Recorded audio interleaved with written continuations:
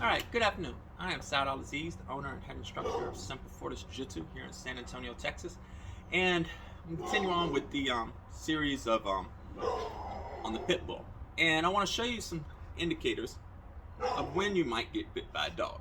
And fortunately right now, my dog is barking up a storm, and I want to be able to show you some traits that you can look for. So like if you look at Baylor, you can see his tail is up, his ears are forward, and his hair is standing up a little bit.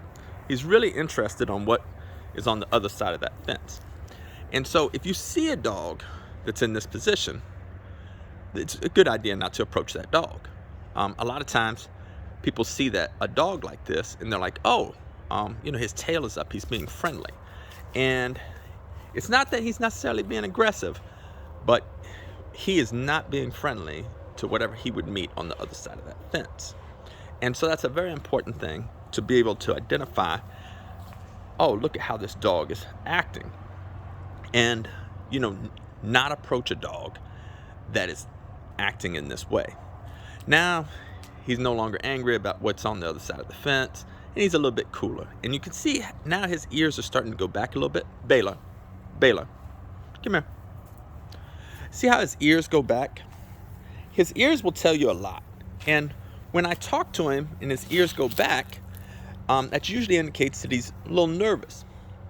Now, these are signs. It's okay for me to approach this dog because, I'm his human. So when he's angry or aggravated about, something, and his tail is straight and his ears are forward, that's a sign of a dog that if I was not their human, I would not approach that dog. And then the way he is now, where his ears are sort of casual, his tail is down, he's not upset at this moment. But when I talk to him and his ears go back, I realize that, hey, this is a dog that's not is a little unsure about what's happening. So when you see a dog like that and it's not your dog, you want to be cautious of how you approach him. Now come here, Bella. Come here. So another thing that we make a mistake of is dogs really don't like to be pet on top of their head. Now, if you're their human, they'll tolerate it. But it's best to pet the dog's side. Come here, Bella. Or the chest, especially if it's not your dog. Oh, you want to shake? Want to shake? Sure. If it's not your dog, I would say pet the dog's chest, because that's usually a safe spot to pet the dog. But it's the neck, the chest, the sides can be safe. But if it's not your dog, I would not pet the dog's head. So petting up here, he'll tolerate me doing it. But let's say this is not your dog. I would introduce yourself to a dog by petting the chest. They're much more comfortable petting the chest. And once again, you can see tail straight up. His ears aren't back, so he's not scared. He's just aggravated. And he's whatever is on the other side of the fence, he'd like to get to.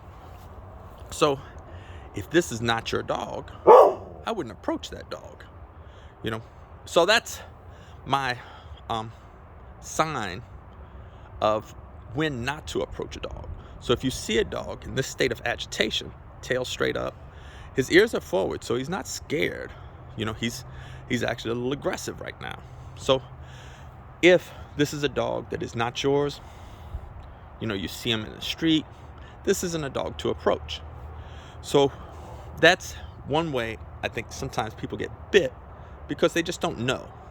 And then one of the problems that people have is these dogs, so often, especially with the pit bulls, their ears get mutilated by their owners or by the breeders, so that their ears will tell you a lot.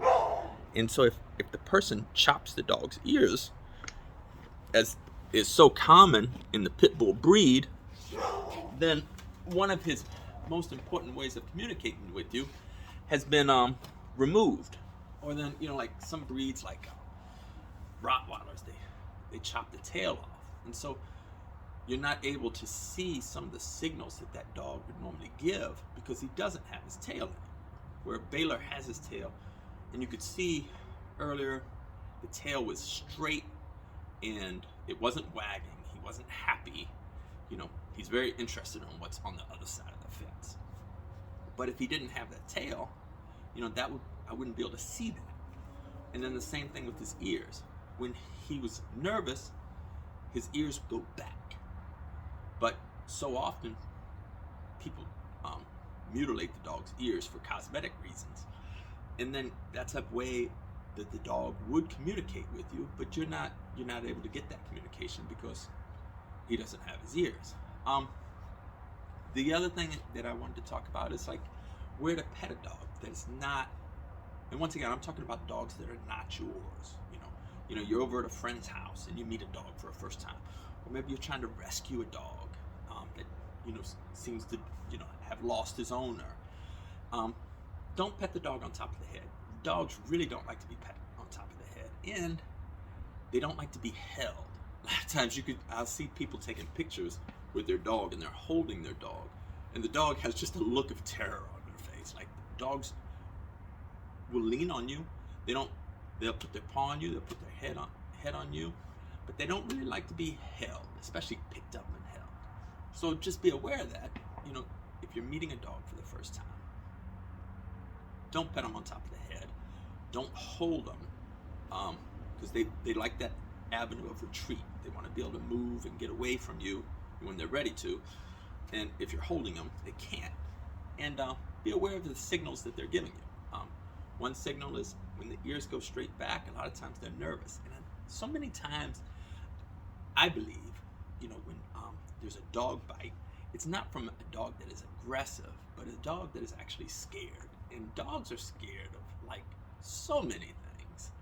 They're, like we perceive them as being aggressive, but they're really just scared.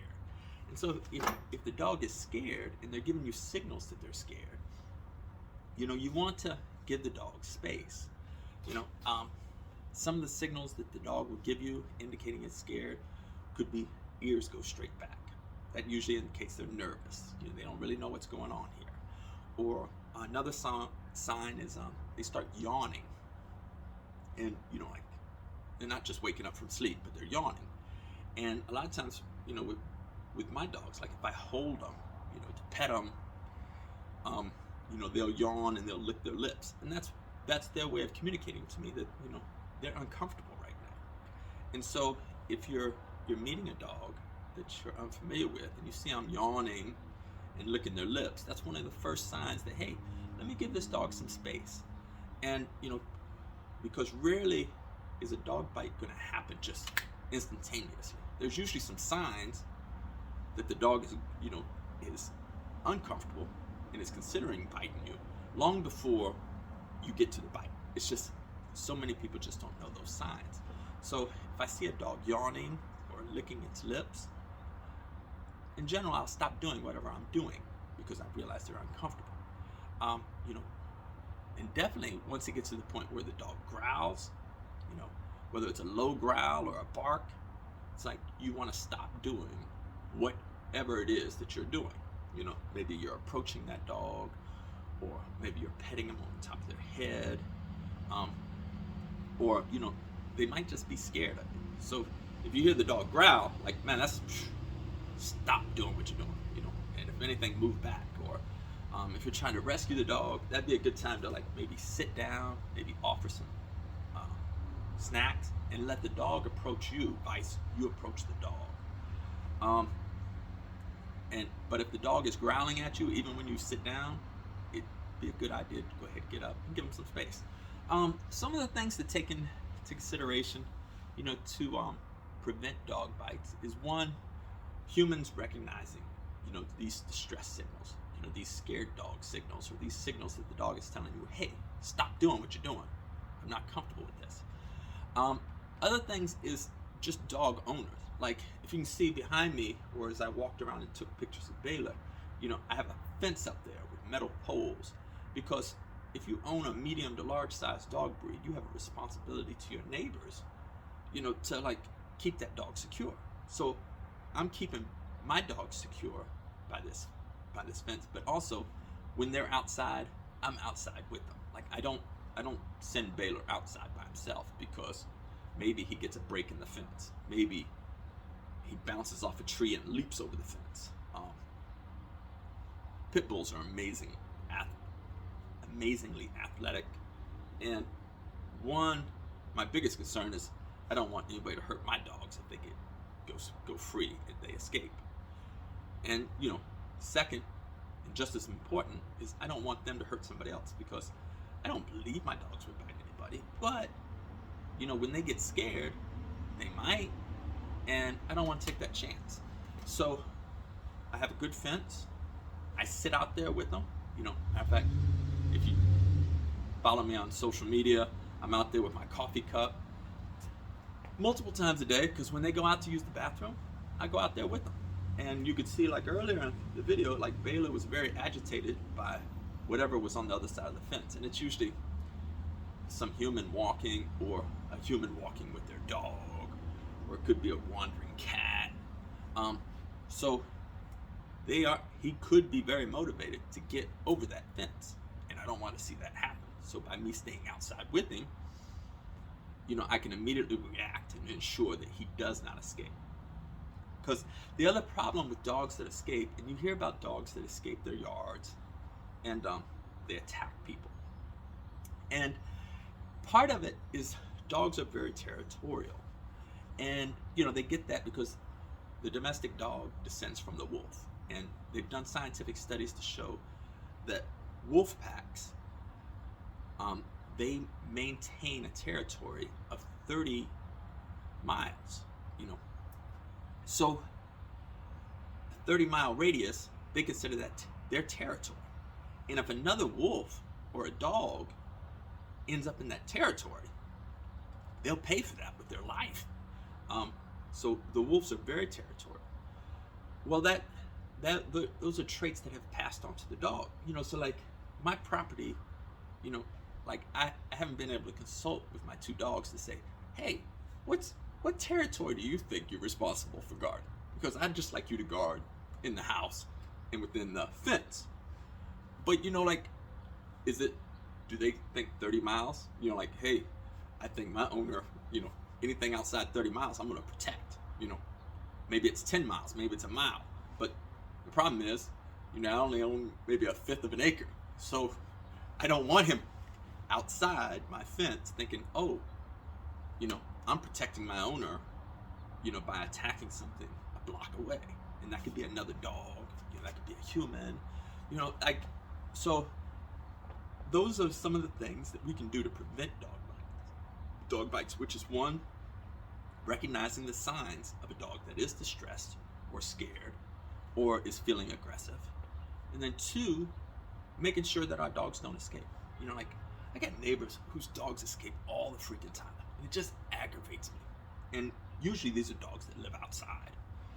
And it's even worse is if they're chained, to a doghouse outside, because a lot of municipalities make it illegal to chain your dog up outside. And I think San Antonio is trying to pass that law now, because there's been studies to show that you chain a dog up outside and don't give them attention, they become very territorial, and it really just drives them crazy. And so if that dog gets out of its chain, the chain breaks, or they get out of the leash, whatever it's holding them, like this could be a dog that you don't want to run into. So you should never chain your dog up outside, especially leave them outside. Dogs are very social creatures. They want to be inside the house with you. So when my dogs go outside, I go outside with them. I play with them. I watch them. I make sure they don't escape, and have a sturdy fence to ensure. Because like I said, I don't know what my dog's square rate, what their radius of protection is. Whether they think it's a block, a mile, 30 miles, and so if they came outside the fence and I'm not there to supervise them, could they attack another human or another dog? Absolutely. You never know, especially when the dog is scared. So always be cautious when approaching a dog that you don't know. One, look for the signs, ears going back, licking their lips, yawning, growling is a dead giveaway, like, hey, this is a problem. Tail stiff. If their tail is stiff and they're staring right at you, that's a reason to be concerned, and I would give them space. just being careful how you approach a dog, and realize that, you know, dogs, you know, you're the dog that lives with you, you know, will tolerate you patting them on top of the head. You know, they'll tolerate you holding them, you know, all kinds of things. But a dog that's not yours, you know, that's not, you know, familiar with you, he or she may not tolerate that. It may bite you. So that's something to be aware of. And that's not just, you know, as I said at the beginning of the video, it's not just for pit bulls. We're talking about really for any dog breed. It's something to be aware of. All right, I'm gonna wrap up the video on that note for this week, and I'll come up with something else next week, talking more about pit bulls and dogs in general. So thank you guys so much. Ciao.